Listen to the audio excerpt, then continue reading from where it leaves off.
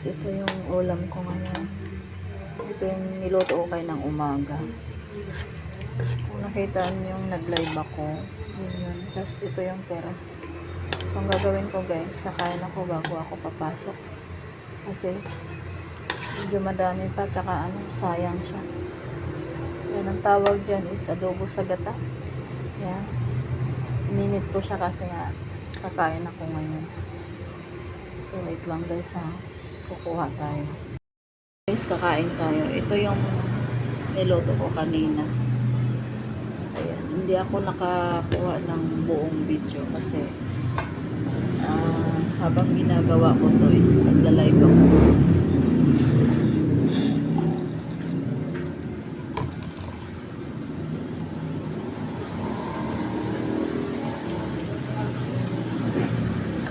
Pakulo ako ng luya.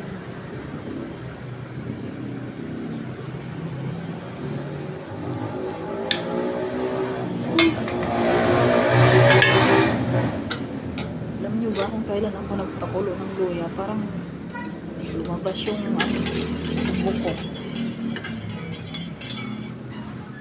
Parang nangangati yung lalamunan ko tuloy. Baka nabigla din sa soft drink sa malamig. So guys, ito ang ulam ko today. Kakain ako bago papasok.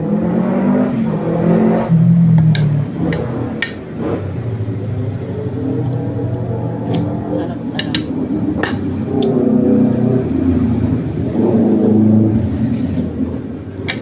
So guys, kain tayo. Pasensya na, hindi ko siya na video ng buo. Kasi nga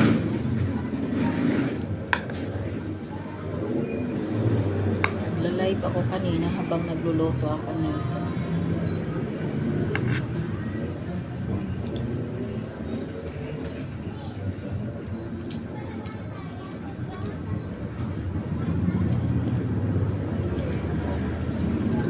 Ang sarap. Sobrang lambot.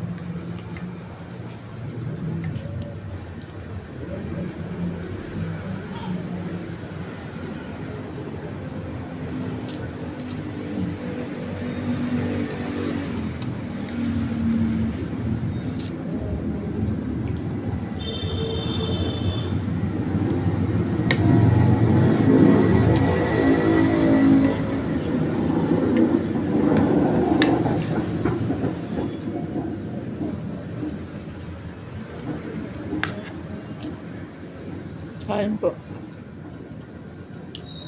Kain tayo sa inyo guys. Ang sarap niya. Napakalambot.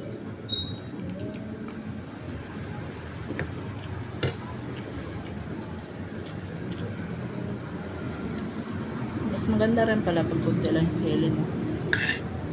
Hindi ganoon ka sobrang angan.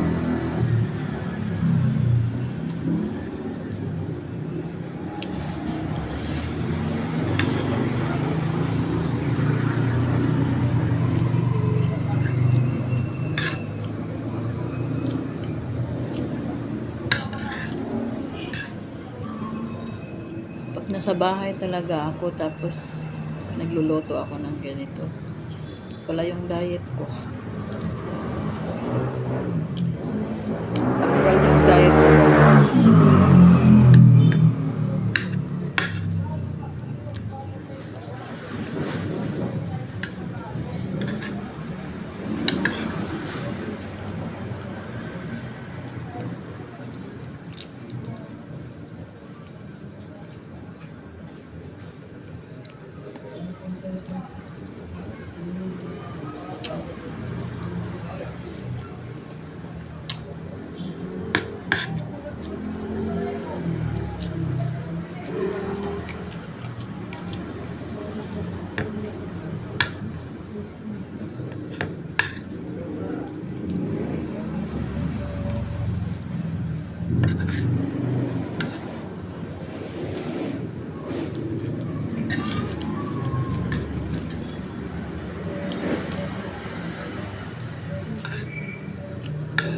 nagpaparami pa ata yung kanin. Paano ko pa ulam? Ang ingay, no? Paano kasi nasa tabi lang ako ng kalsada.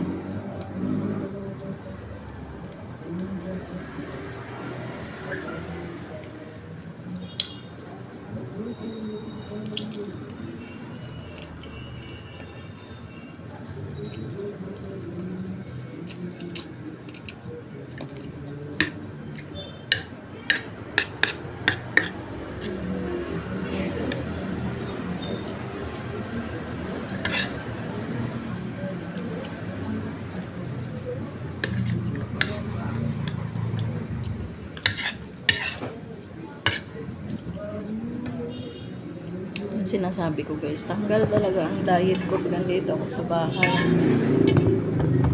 Kasi ang sarap kumain, tsaka iba talaga yung lutong bahay kaysa doon sa trabaho. So guys, hindi ko na pahabain yung video ko kasi kagaya ng anong sinasabi ko sa mga upload ko.